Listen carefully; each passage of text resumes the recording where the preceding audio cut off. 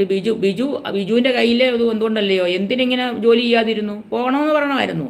അത് നിങ്ങളുടെ കയ്യിലൊക്കെ ഉള്ള കുഴപ്പം കൊണ്ട് തന്നെയാണ്. വിദ്യാഭ്യാസം ചെയ്തിട്ട് വീട്ടിലിരിക്കുന്നത് അത് ബിജുവിൻ്റെ കുഴപ്പം കൊണ്ട് തന്നെയാണ് ഞാൻ പറയത്തുള്ളൂ.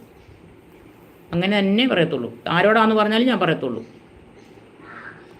ഹസ്ബൻഡ് പറയണമെന്നുണ്ടെങ്കിൽ ഹസ്ബൻഡിൻ്റെ അങ്ങനെയുള്ള തീരുമാനത്തിലൊന്നും വിട്ടുകൊടുക്കാൻ പാടില്ല. എല്ലാ കാര്യത്തിനും എല്ലാം നമ്മളെല്ലാവരും എന്നെ ഭർത്താക്കന്മാരുടെ അടിമകളാണോ? നമുക്ക് നമ്മുടേതായിട്ടുള്ള ഒരു ഇതില്ലയോ?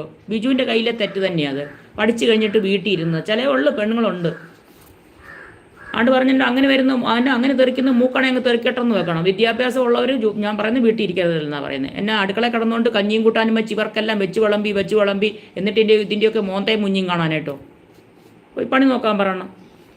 ആദ്യം പെണ്ണുങ്ങൾ ആണെന്ന് പറഞ്ഞാൽ ഒരു ഇത് വേണം, എന്തോന്ന് വേണം ബിജു.